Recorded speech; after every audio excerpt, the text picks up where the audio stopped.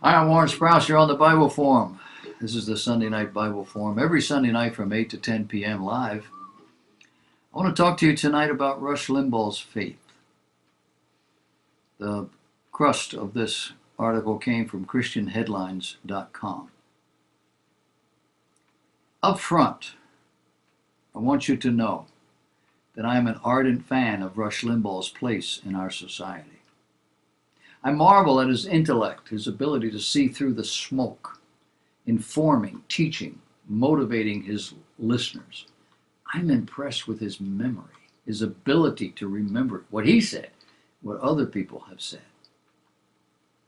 But he does not impress me as a Bible Christian. I know I don't have to be impressed. It's a private thing of the heart. He talks as though he is a Christian, but his personal habits do not speak of godliness. They do not speak of respect for God. He has stage 4 lung cancer. Smoking cigars for decades tends to do that to a person. The doctors won't tell him how long they think he has left to live, he said. Without treatment, doctors said he would have died within a couple of months following the diagnosis. His most recent scans showed some recent progression of the cancer. He said it's not dramatic, but it is in the wrong direction.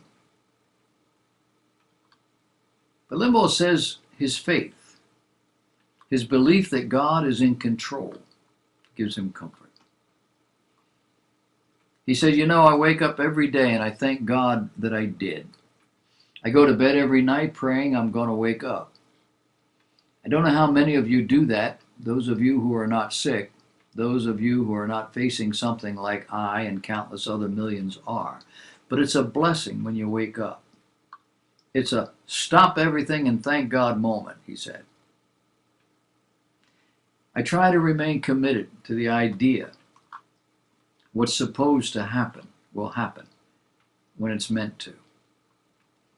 A fatalist. I mentioned at the outset of all this, the first day I told you that I have a personal relationship with Jesus Christ. It is of immense value, strength, confidence. And that's why I'm able to remain fully committed to the idea that what is supposed to happen will happen when it's meant to.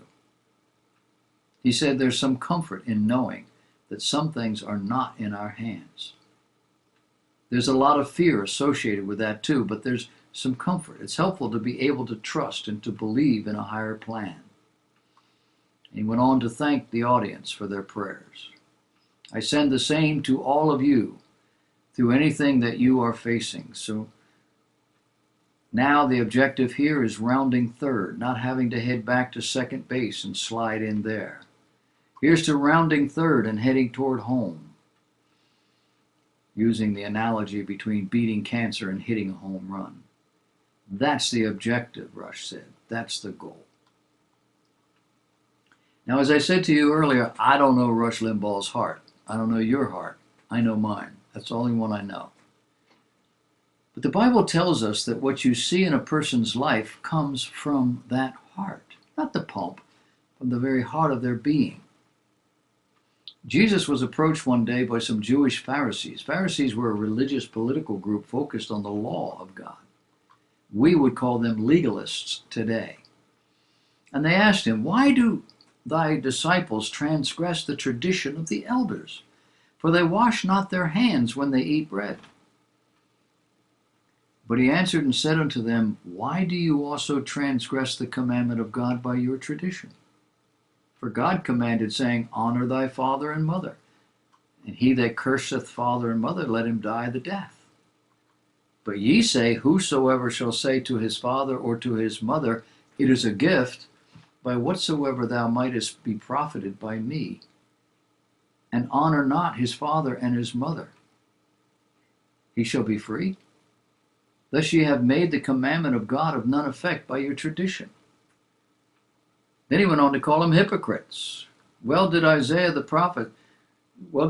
prophesy of you, saying, This people draweth nigh unto me with their mouth, and honoreth me with their lips, but their heart is far from me.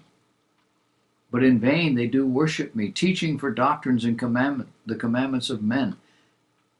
And he called the multitude and said unto them, Hear and understand. Not that which goeth into the mouth defileth a man, but that which cometh out of the mouth, this defileth a man. Then came his disciples and said unto him, Knowest thou that the Pharisees were offended after they heard this saying?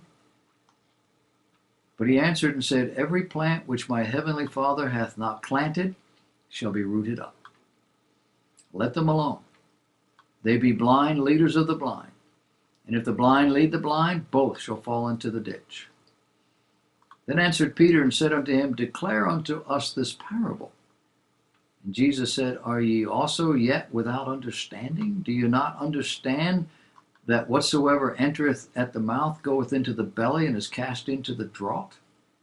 But those things which proceed out of the mouth come forth from the heart. They defile the man. For out of the heart proceed evil thoughts, murders, adulteries, fornications, thefts, false witness, blasphemies.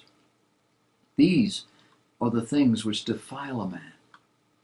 But to eat with unwashen hands defileth not a man. Now I say to you again, I do not know Rush Limbaugh's heart, but it grieves me every time he uses gutter language or takes the Lord's name in vain. And does so publicly, without caveat, without apology. Not so much in the beginning of his illness, but now.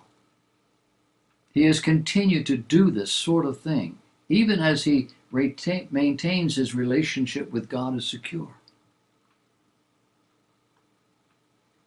Christians did not used to accept this sort of thing from people claiming to be Christians. Are we now at that place where our tolerance has taken over? We can now accept almost any sinful, rude, crude exclamation that comes from somebody we believe is saved and ignore it. So what does it mean to have been convinced Rush truly has a relationship with God? No. What does it mean to have a relationship with God? I pray for Rush. I don't know what he's going through.